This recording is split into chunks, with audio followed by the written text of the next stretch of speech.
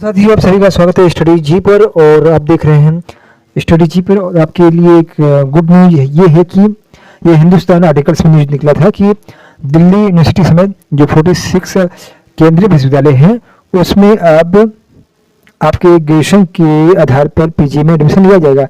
क्या कुछ न्यूज है, इसको डिटेल से देखिएगा तभी आपको समझ में आएगा। तो आइए स्टार्ट करते हैं।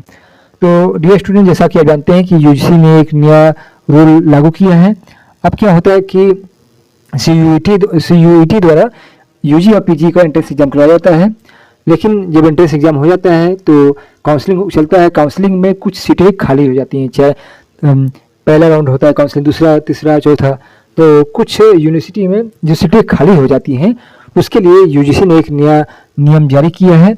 और वो नियम जो जारी किया है उसका नाम रखा गया है स्टैंडर्ड ऑपरेटिंग प्रोसीजर, जिसे SOP कहा जाता है।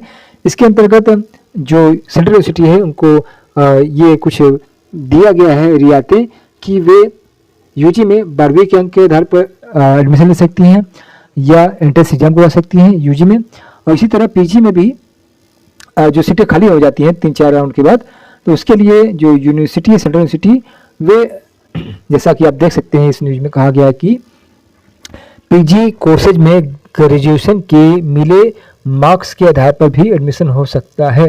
तो ये बताया गया है कि सीटें यदि खाली हो जाती है 3-4 राउंड के बाद, तो यूनिवर्सिटी को ये अधिकार दिया गया है कि वे अपने यहाँ ये SOP प्रोग्राम स्टार्ट करें और जो ग्रेजुएशन में जो बच्चों का मार्क्स मिला है उसके आधार पर उनका एडमिशन लें। अब क्या कुछ SOP होगा, किस प्रकार से होगा, जैसे भी अपडेट आएगा आपके बारे में उस पर एक वीडियो बना के दे दिया जाएगा।